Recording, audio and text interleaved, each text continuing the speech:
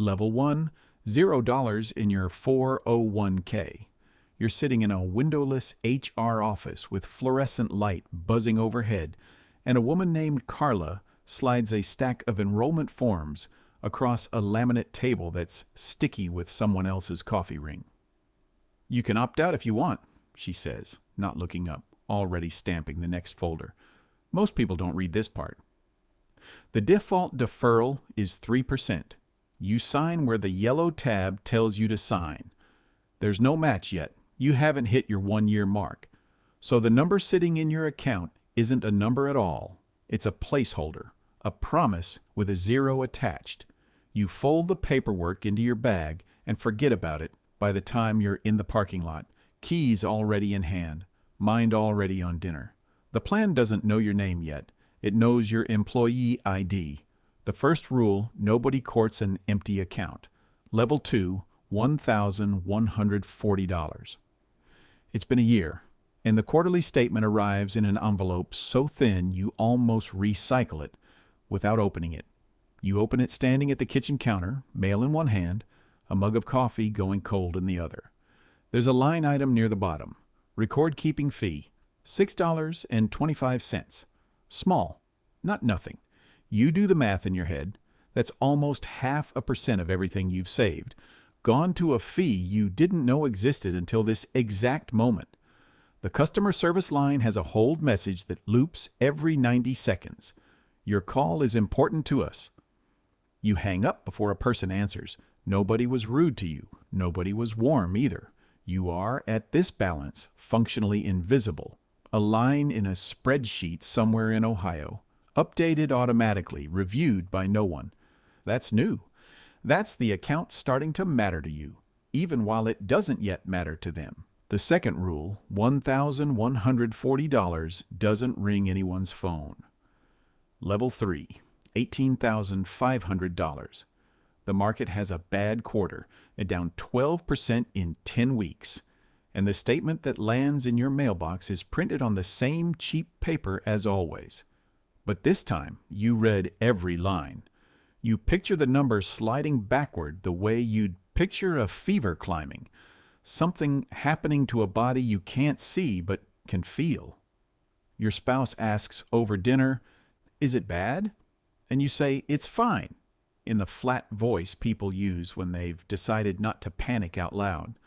There's no call from the plan, no email of reassurance, just an automated notice. Your account statement is now available online. Cold, procedural, the kind of language a hospital uses for a chart, not a person. You are still, at this tier, a rounding error to the institution that holds your money.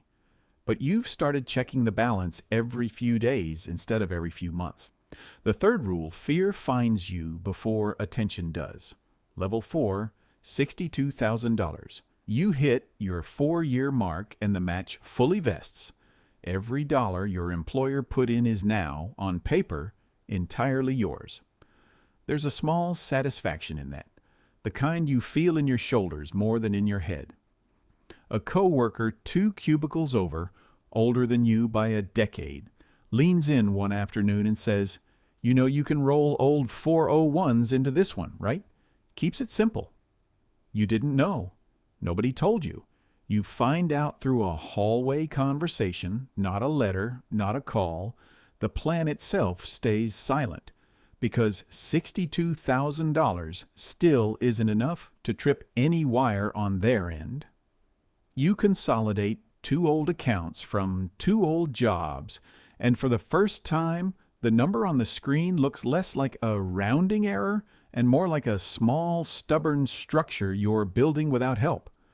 The fourth rule, at this tier, you educate yourself, because no one's coming to do it for you. Level 5, $154,000. A letter arrives, an actual letter, cream-colored envelope, your name printed instead of your employee ID, offering a complimentary one-on-one consultation with your plan's dedicated advisor. You almost throw it away with the credit card offers. You don't. You call the number and this time a real person answers on the second ring. Her name is Denise.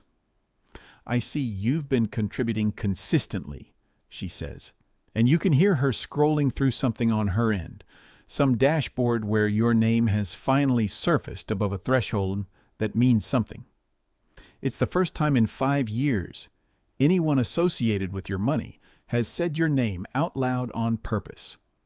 The tone is different, not warm exactly, but attentive, the way a waiter gets attentive once they clock the watch on your wrist. The fifth rule, $154,000, is the number where they learn your name.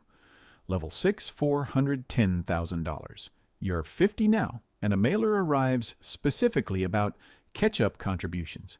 The extra $7,500 a year the law lets you add once you cross that birthday.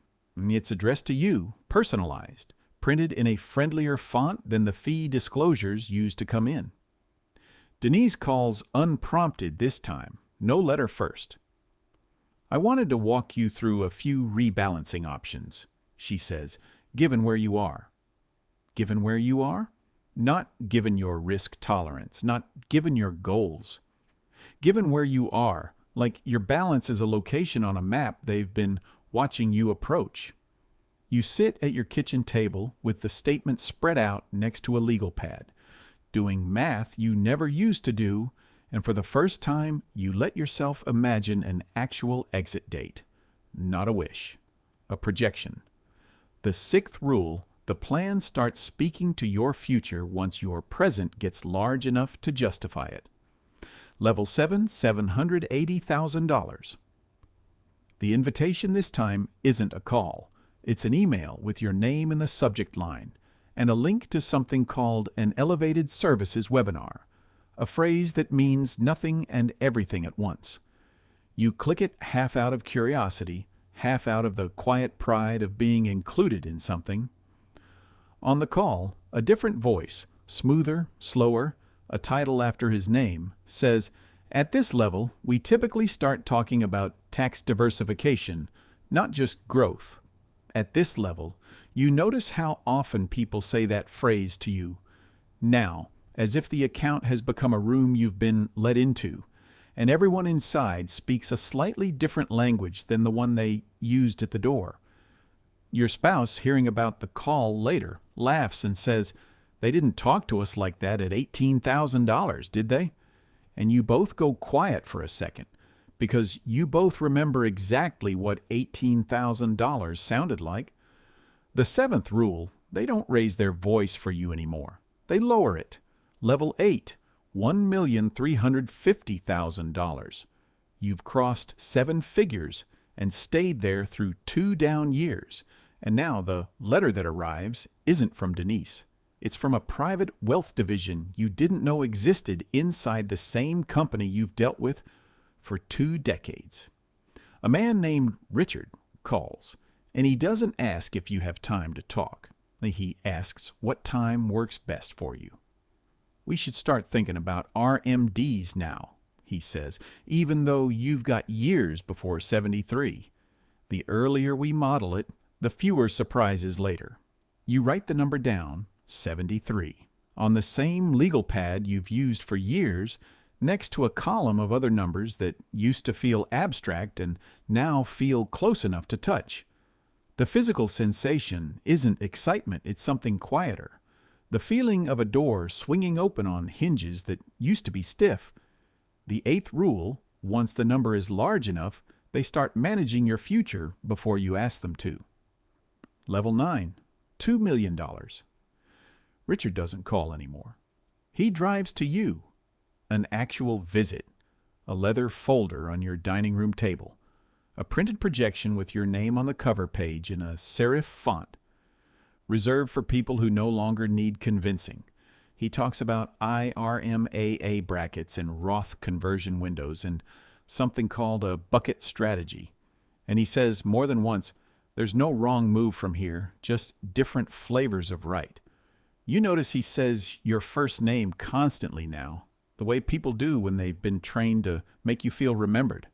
Outside, it's an ordinary Tuesday, mail truck idling at the curb, a neighbor mowing a lawn, Nothing about the day marking it is different, but at your table sits a folder representing 40 years of a plan that once ignored you completely and now visits your home to make sure you're comfortable. The ninth rule, $2 million doesn't buy happiness. It buys a callback within the hour. Somewhere right now, someone is sitting in a windowless HR office, signing a form they didn't read. A default deferral of 3% quietly switched on. A balance of exactly $0 blinking into existence in a system that doesn't know their name yet and won't, not for years.